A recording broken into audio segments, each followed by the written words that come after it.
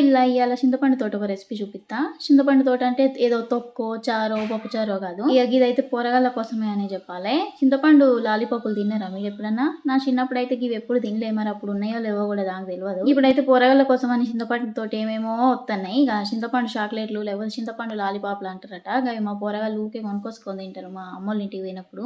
వాళ్ళు తింటే ఒక నేను కూడా టేస్ట్ చేసిన, మస్తు అనిపించింది. అది ఎట్లా చేస్తారబ్బా అని యూట్యూబ్ లోనే చూసిన. అయితే దీన్ని కూడా చేసిరు, చాలా మంది పెట్టిరు వీడియోలు. వాళ్ళు చూస్తే మస్తు ఈజీగా అనిపించినాయి. సరే మనం కూడా ఒకటి చేద్దామని ట్రై చేస్తాను. అయితే ముందుగా ఇంత చింతపండు నానబెట్టుకోవాలి. గంట సేపు నానినాక బెల్లం దరుక్కొని ఆ చింతపండుకి సరిపడేటట్టు ఉండాలి. బెల్లం ఇంత ఎక్కువనే వేసుకోవాలి, ఎందుకంటే పులుపుకు స్వీట్ ఎక్కువనే పడుతుంది. ఇక నానబెట్టుకున్న చింతపండును మెత్తగా పేస్ట్ లాగా పట్టుకోవాలి. బాగా నీళ్ళు పోసుకోవద్దు, కొద్దిగానే నీళ్ళు పోసుకొని పేస్ట్ లెక్క చేసుకున్నాక ఇక బెల్లంలో కొద్దిగా నీళ్ళు పోసి కరగబెట్టి ఈ చింతపండు పేస్ట్ వేసి బాగా కలుపుకున్నాక కొద్దిగా ఉప్పు కారం అట్లనే జీలకర్ర పొడి టేస్ట్ అడ్జస్ట్ చేసుకోవడానికి కొంచెం చక్కెర వేసి ఇక మొత్తం దగ్గరికి అయ్యేదాకా బాగా కలుపుకుంటూ ఉడకబెట్టుకోవాలి. ఇక మొత్తం కన్సిస్టెన్సీకి ఇట్లా గట్టిగా కావాలి. చల్లగైనాక ఇంకా గట్టిగా అవుతుంది అన్నట్టు, స్పూన్ నుంచి జారకుండా కావాలన్నట్టు. ఇక స్పూన్ పెడితే అట్లనే అతుక్కొని ఉండాలి. ఇక ఇట్లా అయినాక స్పూన్లో పెట్టుకొని పోరగాళ్ళకి ఇత్తిమంటే మంచిగా సప్పరించుకుంటుంది తింటారు.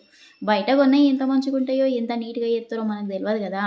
ఇదైతే మస్తు ఈజీ, 5 నిమిషాల్లో పని. ఇక మీరు కూడా మీ పోరగాళ్ళకు ఒక పని చేసేది, వాళ్ళతో పాటు మీరు కూడా ఒక టేస్ట్ చేయరబ్బా, భలే ఉన్నాయి. నాకైతే మస్తు నచ్చింది టేస్ట్, అన్నీ కూడా బరాబర్ సెట్ అయినాయి ఇలా. ఇక మీరు కూడా ట్రై చేస్తారా? మా పిల్లలకైతే నచ్చినాయి, మీరు కూడా చేసి మీ పిల్లలకు నచ్చిందో లేదో ఒకసారి కామెంట్ చేయండి. వీడియో నచ్చితే లైక్ చేసుడు మర్చిపోకర్రి. బాయ్, మళ్ళీ ఉంటా.